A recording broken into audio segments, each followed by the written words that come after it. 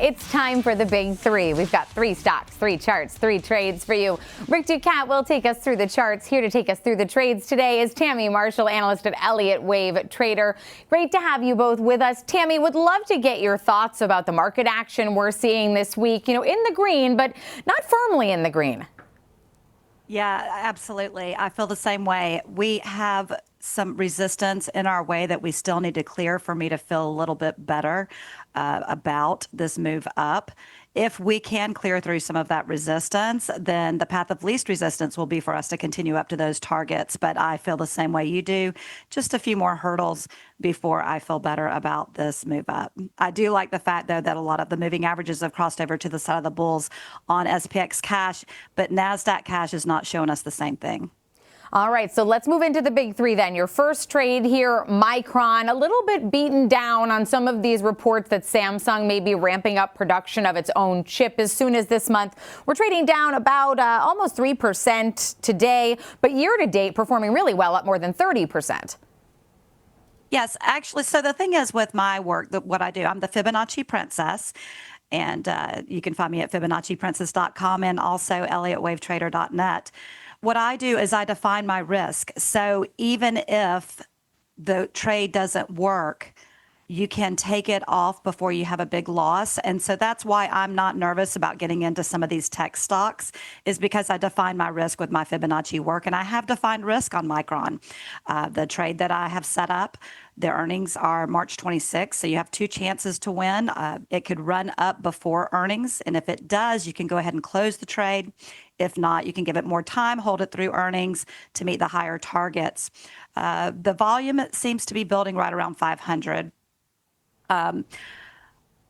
It is a strong sector still. The technicals are still a strong sector. The trade that I have for you is an April 17th call butterfly for $4 a contract. So if you buy 10 contracts, you can risk $4,000 to make over $45,000. Now, when I set this trade up, it was $4 a contract. It's actually come down to $3.50 because we are testing that zone of support. My zone of defined risk is 364 to 71. So what I mean is if we bust that 364 area, you could give it a little wiggle room, maybe a couple of points. But if we bust that, then just go ahead and take the trade off and keep your loss minimal. But right now, it is a great buy. You could risk $3,400 to make over $46,000. All right, a little bit of a discount even since when you set this one up. So Rick, as we take a look at the technicals, right now we're about 373. Tammy highlighting that 364 as a potential exit point. What's the technical setup looking like for us? Right, so 450, basically targeting the highs. And then I couldn't help but notice the 500 strike, too, lines up pretty closely with the expected move. So that seems like if you were going to pick a place to do the short strike of the butterfly, the edge of the expected move range would be something perhaps a lot of traders would look to first.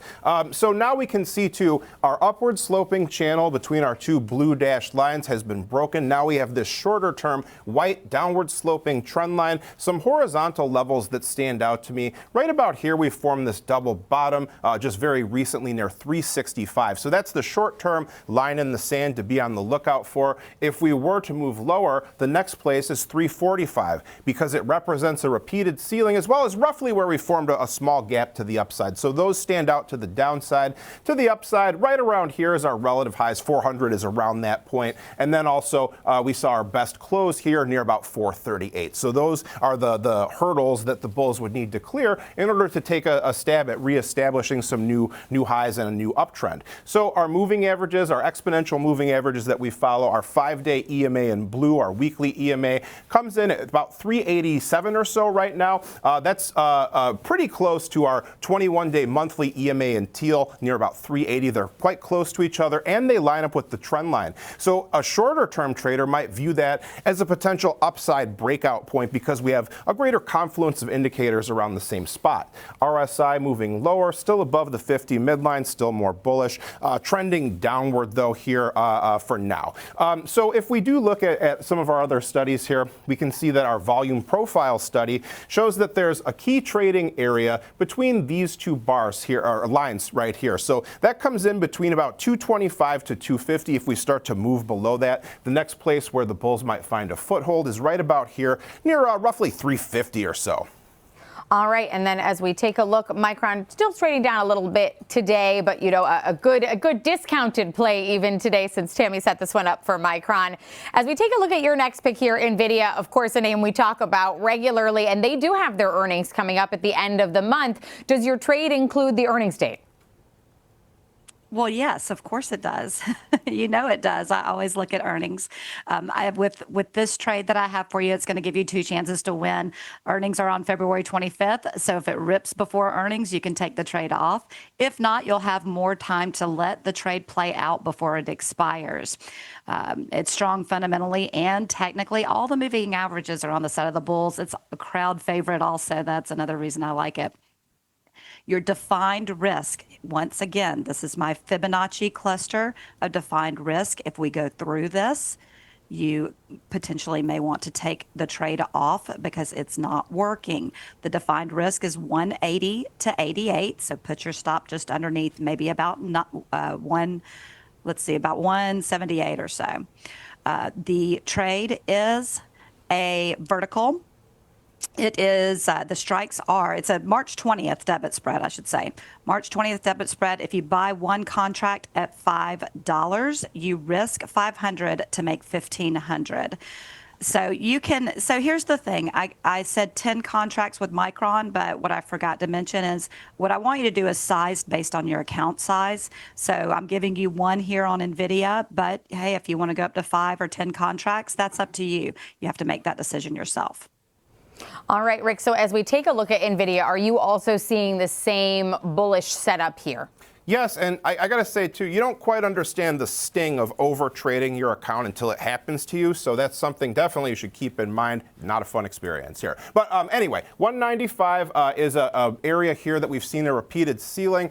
And we have a low point here, kind of this resistance floor near about 170. We did make some forays below that to fill the gap near 165 here. But for the recent time period, the past quarter or so, very sideways price movement between 170 and 195. So perhaps earnings could shake things up and break us out of this holding pattern that we've been in. You could also perhaps even argue that we were seeing a symmetrical triangle type shape for a while here, but now we have pushed beyond that. So we haven't seen the breakout beyond our horizontal resistance, but our pattern, our triangular shape does seem to have been broken for now. So now perhaps you could see that line become supportive instead of resistance. Old resistance becomes new support, and vice versa. So our moving averages, in this case, we are seeing them clustered quite tightly together. Our shorter term ones, our weekly, monthly, and quarterly EMAs there are right around each other near 185, almost exactly all lumped together in that area. Meanwhile, our long-term yearly EMA,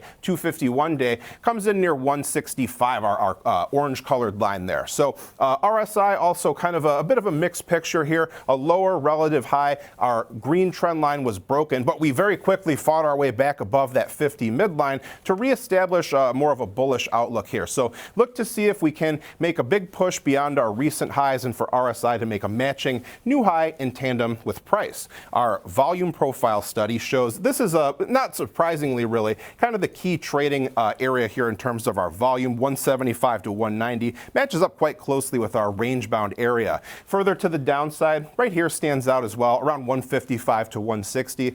To the upside, relatively uncharted territory in terms of volume. All right, right now, Nvidia trading at about 189.33, just slightly lower on the day. And of course, we have those earnings coming up on February 25th.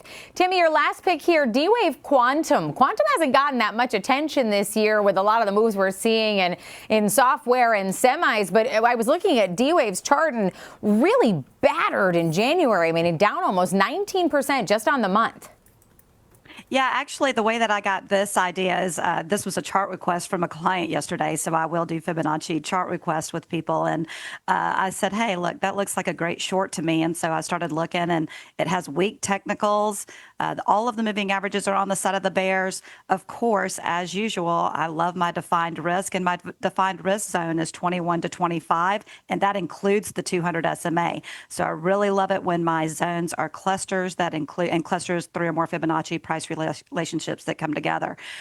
When they correlate with the 200 SMA or the 50 SMA, I really like the setup a lot better.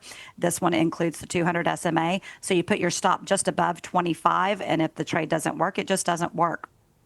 What I have for you, and the earnings are unconfirmed right now for March 12th, but it is a run into earnings type play. Okay, Rick. Go ahead, Tammy. I got to give the trade real quick. It's a put butterfly with the strikes are 20, 17, and 15. If you buy 10 contracts at 70 cents, then you're risking 700 to make over 2,000. You can't lose money on the downside because it's a broken wing butterfly, and now it's actually at 56 cents. So you're getting this one on sale also. All right, so on sale, Rick, as far as the technical setup here, do you see everything on the side of the bears here as we take a look at D-Wave's chart? Well, this is a chart that has seen some difficulties here. Our downward trend line that you could draw connecting our highs is still pointing down. I think I would probably break it up more into 2 separate trends like this here. But just to kind of show the general trajectory of downward activity is what we're illustrating here. But really, I had very similar lines drawn to Tammy. 20 was an old high right here and subsequent high, and then breakout point, low point here. We didn't quite hold on there, but we did establish a new low near 17 to match up with kind of that other area. So our relative low comes in around that point. Meanwhile, this area here near about 14 represents that we saw an old gap area and subsequent lows. So that matches up pretty closely with that 15 area too. So those are kind of the relevant points if you were interested in an example trade such as the one that was presented. So now we can see that our moving averages that we follow are trending downward here. We are remaining above our long-term 251 EMA after a downside test, but really for now we're seeing the faster ones outpacing the slower ones. If we have more activity where we see a strong close below that 251-day EMA again and we make new relative lows, that would not be a good sign for the bulls, especially because that would probably mean breaking through this longer term, very moderate trend line going across these lows. RSI is out of the oversold area at least, but still pretty low, still below the 50 midline, still trending downward along with price. When we do look at volume, our volume profile areas that show the heavy trading activity. One is right here, lining up with this large volume node near about 15 to 19. Things start to pick up more notably again here once we get around 26 to 29. All right, once we get to 26 or 29, right now we are at 21.11 for D-Wave Quantum. And again, they're unconfirmed earnings coming mid-March. But Tammy, we want to thank you for being with us for Big 3 today for those defined risk trades. Tammy Marshall, analyst at Elliott Wave Trader, and the Fibonacci Princess. And of course, Rick Ducat, our lead market technician here on the network. Thank you for always breaking down the technicals for us.